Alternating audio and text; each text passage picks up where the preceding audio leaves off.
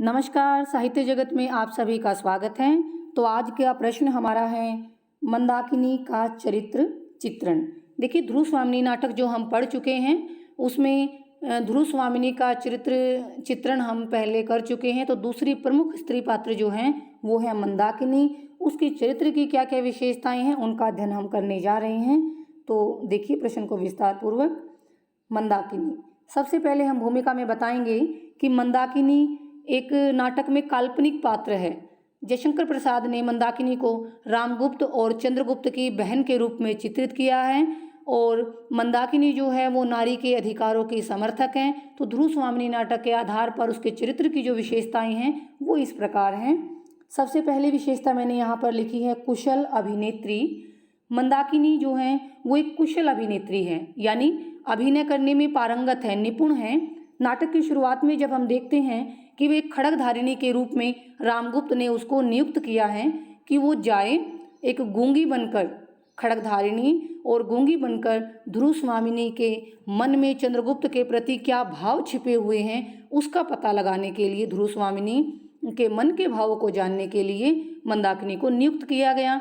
और वो अपना गूंगी होने का इतना जीवंत अभिनय करती है कि ध्रुव स्वामिनी उसे वास्तव में गूंगी समझ लेती हैं और उसको क्या कहती हैं, तो क्या तुम मूक हो, तुम कुछ बोल न सको, मेरी बातों का उत्तर भी न दो, इसलिए तुम मेरी सेवा में नियुक्त की गई हो, यह असह्य है। इस राजकुल में संपूर्ण मनुष्यता का क्या एक भी निदर्शन न मिलेगा मुझे। तो इस प्रकार मंदाकिनी जो अभिनय करती है वो बड़ा सजीव अभिनय करती है और उस अपने कुशल अभिनय से वो ये पता लगाने में भी सफल हो जाती है कि ध्रुव स्वामिनी रामगुप्त की अपेक्षा चंद्रगुप्त से प्रेम करती है। तो हम कह सकते हैं कि वो कुशल अभिनेत्री हैं, अभिनय करने में पारंगत है। दूसरा हमारा बिंदु है देशभक्त युवती। मंदाकिनी जो है वो एक देशभक्त युवती है, क्योंकि जब मंदाकिनी को यह पता चलता है कि रामगुप्त, उसकी देशभक्ति का परिचय कब मिलता है कि जब उसे पता चलता है कि रामगुप्त और शिखर स्वामी दोनों आपस में मिलकर गुप्त साम्राज्य का नाश करने में लगे हुए हैं और वो अपनी कायरता को राजनीति की आवरण में छिपाकर ध्रुव स्वामिनी और चंद्रगुप्त को अपने रास्ते से हटा देना चाहते हैं। और जब उनकी बातों को सुनकर उसको जब ये लगा कि पूरे के पूरे अपने देश और परिवार का गौरव रामगुप्त ने दांव पर लगाने का फैसला कर लिया है, तो उस समय मंदाकिनी का खून खोल उठता है।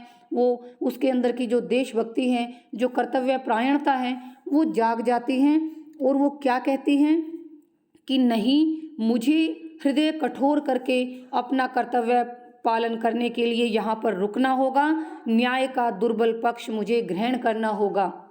तो इस प्रकार उसकी देशभक्ति का, उसकी कर्तव्य परायणता का परिचय यहाँ पर मिलता है।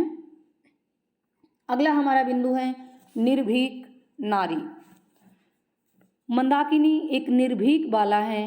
वो बोलते वक्त किसी का भी भय नहीं खाती, किसी से भी नहीं डरती। उसके विचार स्वच्छंद हैं और वह साहस से भरी हुई है। जब हम देखते हैं कि शकराज का शव लेकर जाते हुए मिहिरदेव और उनकी कन्या जो कोमा है उसका वध कर दिया जाता है रामगुप्त के सैनिकों के द्वारा, तो वो रामगुप्त को साहसपूर्ण होकर फटकारती है। क्या कहती है मंदाकिनी कि महाराज, पुरुषार्थ का इतना बड़ा प्रहसन, अबला पर ऐसा अत्याचार, यह गुप्त सम्राट के लिए शोभा नहीं देता। और जब मंदाकिनी भरी राजपरिषद के सामने राजा को ललकारती हैं तो रामगुप्त उसे डराने की कोशिश करता है, मंदाकिनी को चुप करवाने की कोशिश करता है, लेकिन मंदाकिनी क्या कहती हैं कि राजा का भय मंदा का गला नहीं घोट सकता। तो इस प्रकार के वाक्यों के द्वारा हमें मंदाकिनी के निर्भीक होने का प्रमाण मिलता है। अगला हमारा बिंदु है, अगली विशेषता है प्रेरणादायी। अब मंदाकिनी ध्रुव स्वामिनी की भांति ही प्रेरणादायी नारी हैं। वो न केवल ध्रुव स्वामिनी को अपने कर्तव्य पर दृढ़ रहने के लिए प्रेरित करती हैं, बल्कि अपने ओजपूर्ण गीतों के माध्यम से, वक्तव्यों के माध्यम से सामंत कुमारों को भी, चंद्रगुप्त को भी शकराज के दुर्ग में जाने के लिए प्रेरित करती हैं, उनके अंदर साहस का संचार करती हैं। और चंद्रगुप्त को उसके कर्तव्य की याद दिलाती हुई वो क्या कहती हैं कि हृदय में नैतिक साहस, वास्तविक प्रेरणा और पौरुष की पुकार एकत्र करके सोचिए तो कुमार, अब आपको क्या करना चाहिए। यहाँ तक कि वो राज पुरोहित को भी धर्म ग्रंथों में यह खोज करने की प्रेरणा देती हैं कि क्या नारी को दुष्ट प्रकृति के पुरुषों से मुक्त होने के लिए कोई विधान नहीं है। तो इस प्रकार मंदाकिनी एक प्रेरणादायी नारी के रूप में यहाँ पर प्रकट होती हैं, प्रेरणा देती हैं ध्रुवस्वामिनी को, चंद्रगुप्त को, सामंत कुमारों को, यहाँ तक कि राजपुरोहित को भी।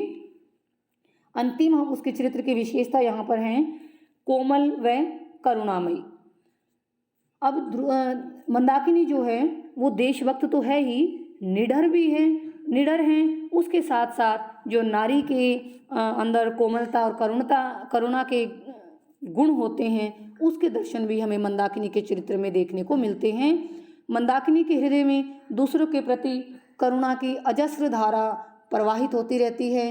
कोमा का त्याग और उसके सकराज के प्रति प्रेम को देखकर मंदाकिनी का कोमल हृदय करुणा से भर जाता है और वो ध्रुवस्वामिनी को क्या कहती हैं कि स्त्रियों के बलिदान का कोई मूल्य नहीं, कितनी असहाय दशा है, अपने निर्बल और अवलंब खोजने वाले हाथों से वह पुरुष के चरणों को पकड़ती हैं और वो पुरुष सदैव उनको तिरस्कार, घृणा और दुर्दशा की भिक्षा से उपकृत करते हैं, तब भी ये बावली क्या मानती हैं। तो इस प्रकार मंदाकिनी के चरित्र की ये विशेषताएं हैं और इनके आधार पर हम निष्कर्ष रूप में क्या कहेंगे कि इन विशेषताओं के आधार पर हम कह सकते हैं कि मंदाकिनी एक सच्ची राष्ट्रभक्त हैं, निडर है, साहसी हैं और उसमें अद्भुत प्रेरणा शक्ति है। वो एक कुशल अभिनेत्री हैं और नाटक को गति प्रदान करने में मंदाकिनी सफल सिद्ध होती हैं। तो इस प्रकार हम कहेंगे कि मंदाकिनी का चरित्र नाटक में एक महत्वपूर्ण स्थान रखता है। तो मैं उम्मीद करती हूँ कि आपको यह समझ आया होगा प्रश्न मंदाकिनी का चरित्र चित्रण। इसको सुनने के लिए आप सभी श्रोतागणों का बहुत बहुत धन्यवाद।